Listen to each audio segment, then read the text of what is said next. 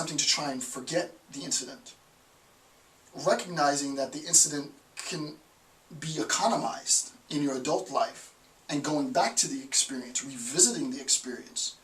Not in a, I don't recommend that you do this unless you are a very powerfully willed person, right? But going back and revisiting the experience without being prompted on your own and economizing those emotions can create something of beauty. This is what I said with Adele in her song, right? So it's sort of like she, I would imagine, at some time loved a boy, he married another girl, she recognized, damn, I probably should have been better, he would have married me, she sees him again, and it's just this raw emotion, this pain.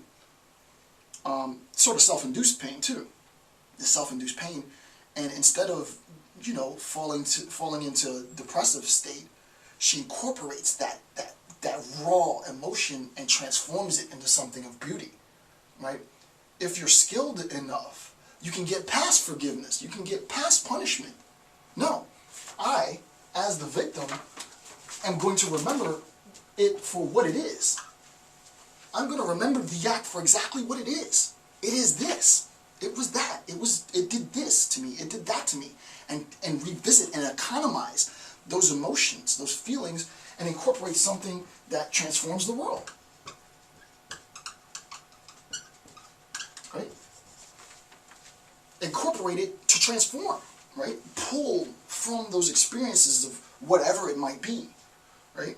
And use those experiences, use that emotional attachment to that dark place to literally guide your action in the world.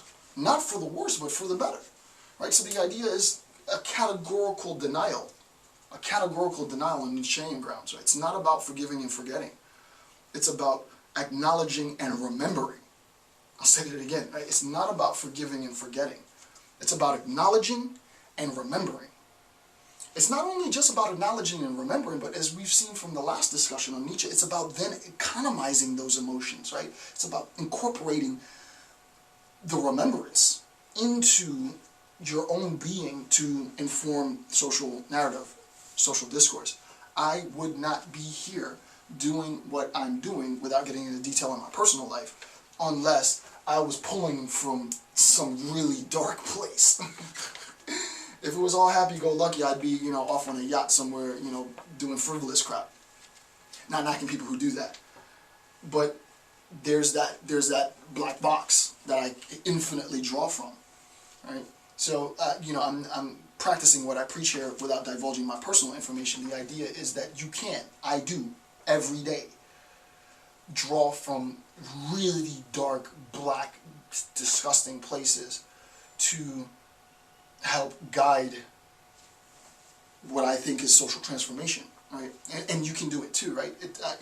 It's not about forgetting, and it's definitely not about forgiving as much as it is about acknowledging, recognizing, and economizing, right? So for me, it's just super, super powerful. Okay. I want to read this bit from Nietzsche on 394. So it's the last paragraph on 394. A deed produces its consequences. Oh, no. It's this bit. Sorry. That's right. A deed produces its consequences within the man and outside the man, regardless of whether it is considered as punishment, expiated, forgiven, or extinguished. Regardless of whether the church has in the meantime promoted the doer to a saint. The church believes in things that do not exist. They believe in the soul. They believe in the effects that do not exist. They believe in divine effects.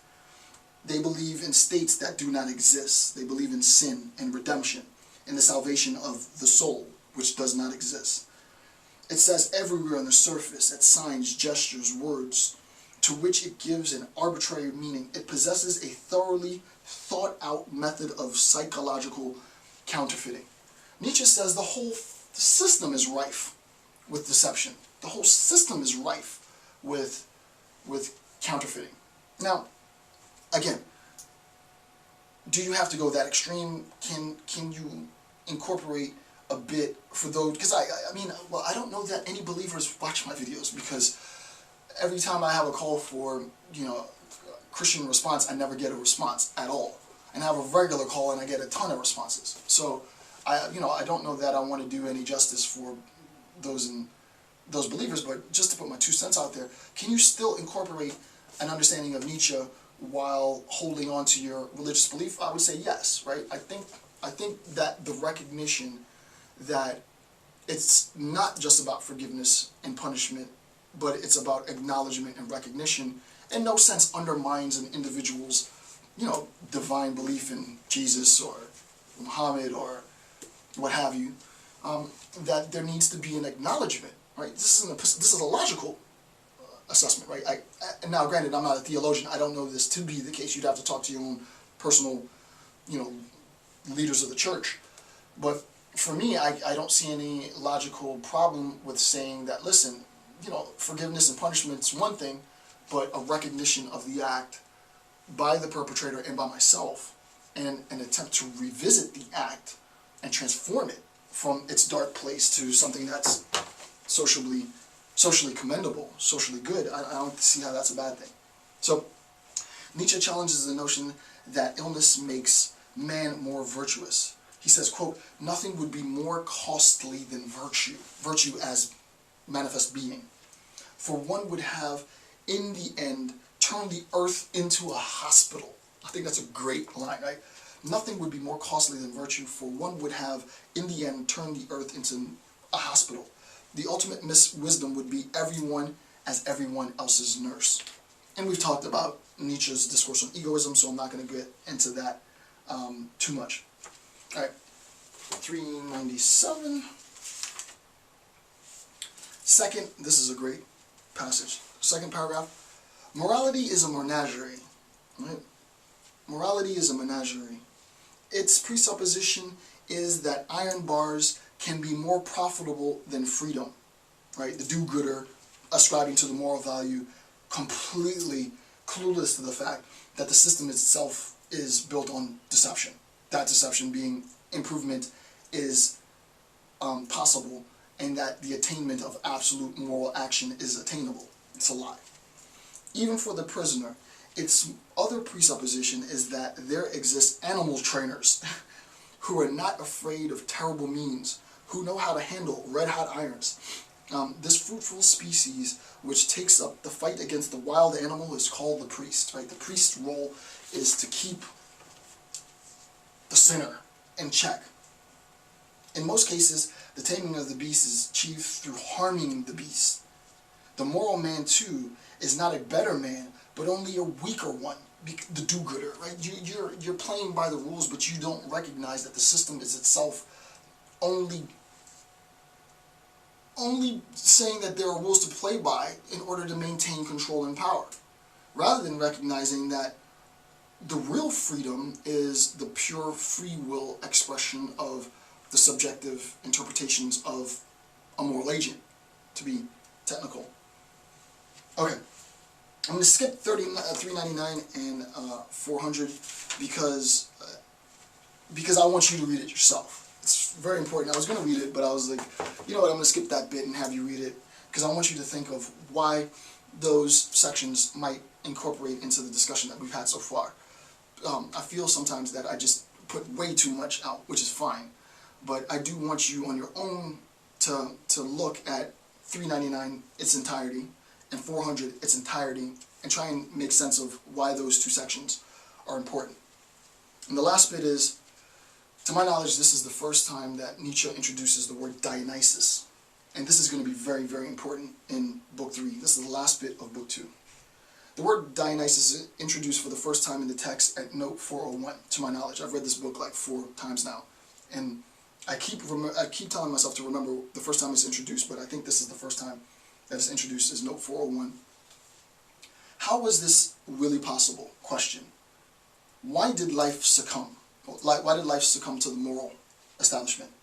Why was there no affirmative philosophy, no affirmative religion? The historical signs of such a movement, the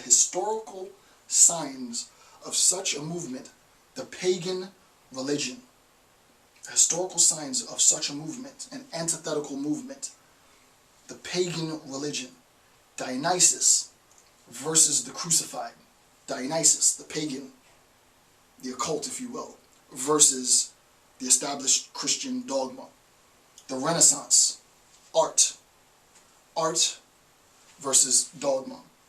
What we'll see in a second,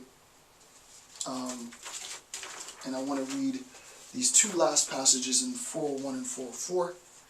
What we'll see in a bit is the role of the Dionysus. Right?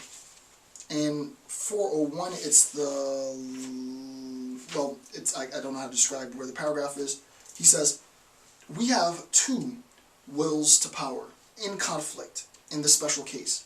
We had a principle, that of considering right those who hitherto succumb, those who conform, and wrong those who hitherto prevailed. What we'll see is, in the next book, all of this is going to be a build-up to a deeper understanding and appreciation of the Dionysus. What does it mean?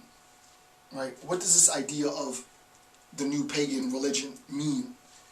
What does this sort of naturalistic pagan connection mean? How does it relate to, how does it challenge, how does it undermine the traditional Christian establishment? Right? You don't have to take my word for it. Nietzsche says it himself. Right? He says it himself. Right? So, again, I just want to read a little bit. The historical sign of such a movement, the pagan religion, Dionysus versus the crucified. There's going to be a lot there. The last bit then, and then this will end book 2, is note 404.